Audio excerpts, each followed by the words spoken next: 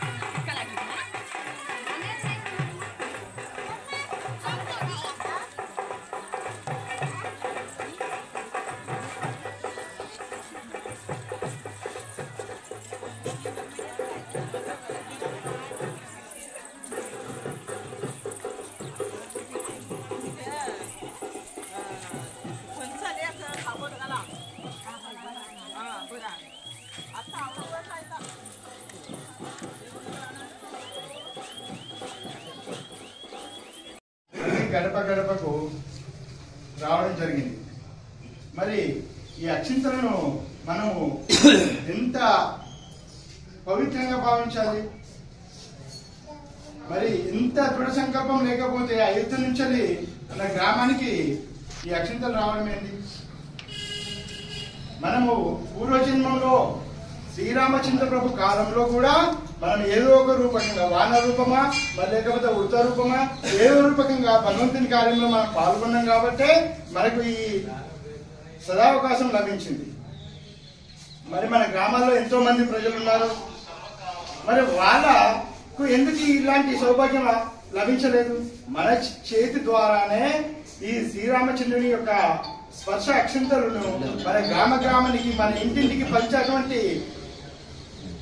అదృష్టం మనకు లభించింది. మన ఆ రోజు మనము భగవంతుని కార్యంలో మనం శ్రీరామచంద్రుని యొక్క కాలంలో కూడా మనము పాల్గొన్నాం కాబట్టి ఈ రోజు మనకి ఇంత గొప్ప అవకాశం మనకు లభించింది. దీనందరూ కూడా మన ఎంతో భక్తి శ్రద్ధలతో పాల్గొని ప్రతి ఇంటింటికి తీసుకువెళ్ళేటువంటి ప్రయత్నం చేయాలి. మరి 22వ తారీఖు రోజున కూడా మనం ఇంటి ముందు 5 దీపాలను వెలిగించి సంఘీభావం తెలిపాలి. అయితే 22వ తారీఖు రోజు సాయంత్రాన 5 దీపాలు ఎందుకు అని మనం అనుకోవచ్చు. 5 కంటే ఎక్కువ కూడా వెలిగించవచ్చు. 5 అని ఎందుకు చెప్తున్నామంటే మనది 550 సంవత్సరాల యొక్క చరిత్ర. ఏది? అయోధ్య రామ మందిరం నుంచి యుద్ధం జరుగుతుంది. కూల్చివేత నుంచి మనం పోరాడుతూ ఉన్నాం.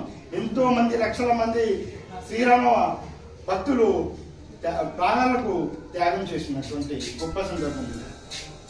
మరి దానికి మరి ఈరోజు అయోధ్య రామ మందిర నిర్మాణం జరిగింది నరేంద్ర మోడీ గారి యొక్క ఆధ్వర్యంలో. మరి ఈ అయోధ్య రామ మందిరం మనం ప్రతి ఇంటిలో దీపావళి యొక్క ఉత్సవాన్ని జరుపుకునే విధంగా అంతే సంతోషంగా మనం ఎంతో అద్భుతంగా ప్రతి ఇంటి ముందు దీపాలు వెలిగించి ప్రతి ఒక్క ఆలయాన్ని మనము భజన చేయాలి. మరి ఒక ఆలయాన్ని కూడా విద్యుత్ దీపాలతోటి మరి మన దీప ప్రతిమలతోటి వెలిగించి ఎంతో ఉత్సవంగా మన ఈ కార్యక్రమాన్ని విజయవంతంగా జరుపుకోవాలి.